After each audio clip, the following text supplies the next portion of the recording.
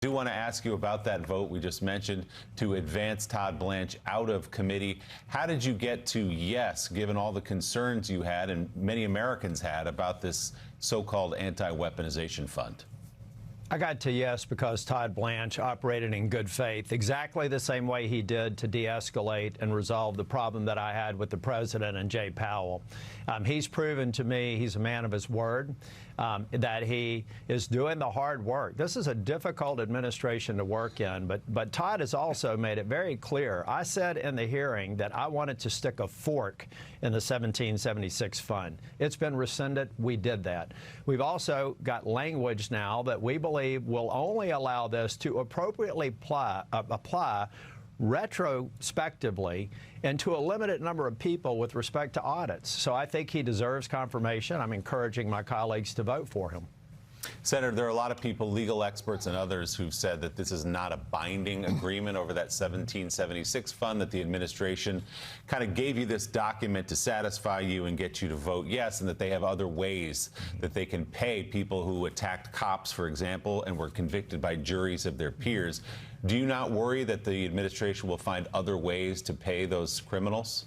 I do, but that exists in any administration, which is precisely why I asked the question about how we could kill this legislatively. And I'm still going to continue to work to make sure that no president, this one or future ones, can use a similar vehicle. There is a way to seek redress within the statutes that I think is that's appropriate. I mean, the Biden administration weaponized the Justice Department. The Obama administration, there are clearly people that probably have valid claims. What I don't like is something that appeared to cite the so-called patriots on January the 6th. There were anything from it. Many of them should still be in prison. But the Biden administration did over-prosecute people, and they do have other vehicles, even in the absence of this 1776 fund, and I would encourage them to pursue it.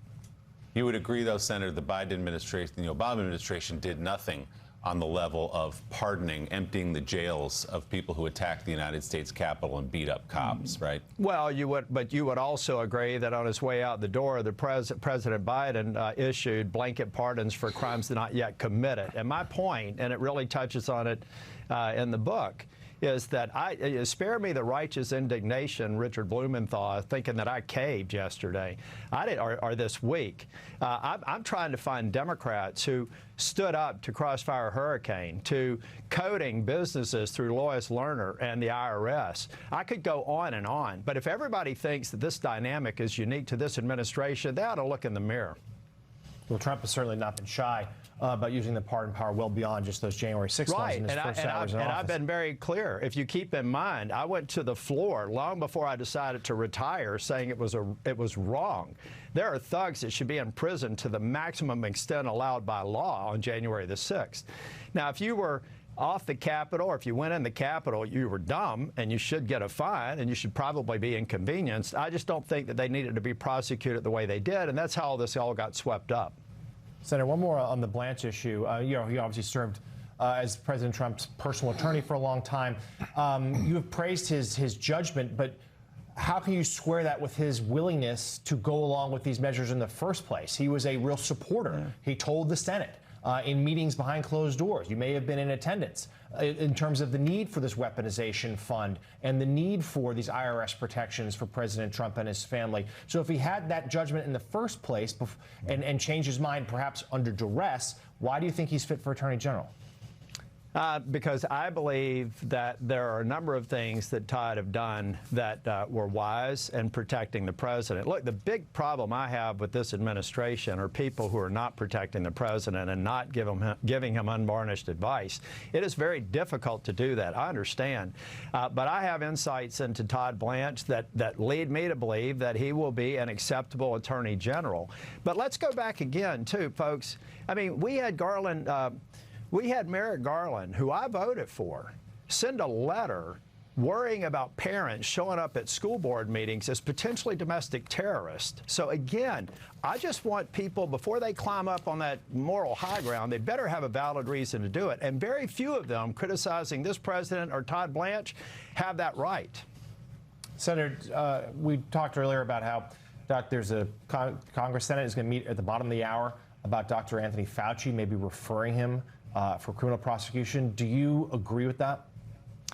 I need to look at all the facts. I'm not on the committee of jurisdiction that interviewed him. I've never been one who thought all of Fauci's decisions were wrong or all of them were right. So I would actually have to look at the testimony. What I don't like, and this is again something that's transcended administrations, or some of these kind of perjury traps or things that we do to create a crime where a crime didn't exist. Obviously, if that's the case with Fauci, then I would say so. But right now, I have to examine the record, and I have not done that. Senator Tillis, you have been critical of Secretary of Defense Pete Hegseth and his conduct with the war in Iran, and the United States is facing a critical weapons shortfall. You've said that you regret your vote for Hegseth, and now you're faced with a similar choice when it comes to Todd Blanche, despite your misgivings. Epstein victims were not satisfied by the meeting that they held with Todd Blanche, and they said that it was just to check the box. Are you satisfied with how Blanche has handled the Epstein investigation? And do you think that it was right for Ghislaine Maxwell to be moved to a better security facility prison? You know, since the Epstein revelation started in 2000, 2007, 2008, I haven't been satisfied with the Obama administration, Trump's first administration, the Biden administration, or this administration. I've been calling for releasing all the files since the revelations came forth.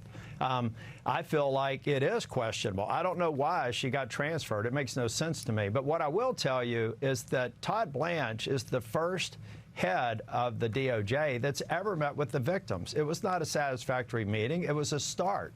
And he agreed to meet with them on the day that he was doing the hearing before the Judiciary Committee. So again, there's no attorney general since this issue has come up under 3 different administrations that's ever met with the victims. I intend to meet with them again without their lawyers present. The assistant attorney general doesn't have that luxury, but I want to sit down with them and talk about how we can get a case started, how we can get the FBI for the first time under 3 different presidents to actually take this seriously and take care of the victims. And then separately, there may be restitution.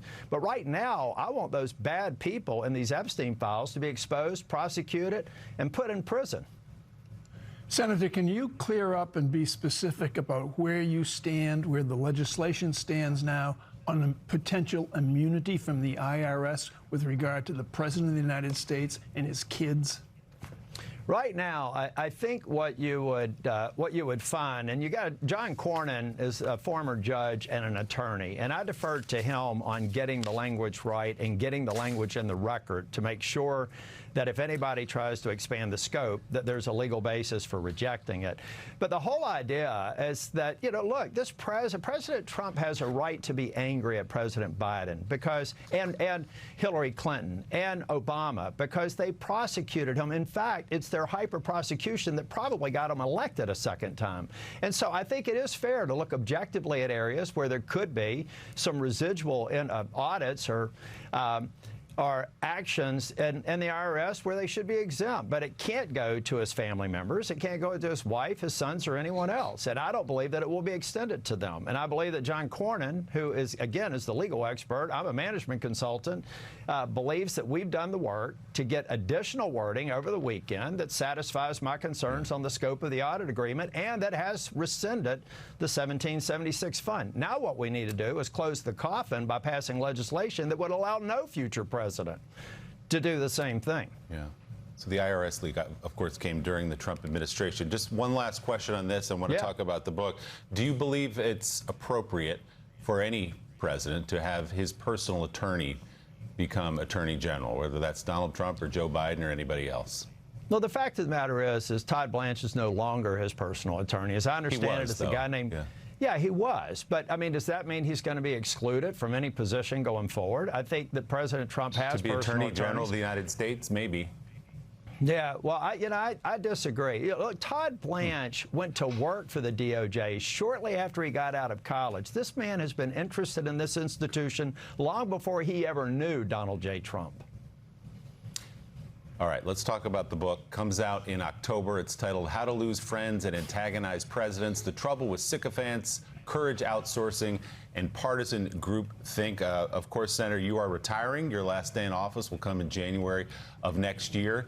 You write pretty openly in the preview of the book about some of the people around President Trump in this second 2.0 administration, calling them a world of grifting sycophants and useful idiots. You even coin a term for them, maggots. That's MAGA with a TS at the end. Explain who you're talking about.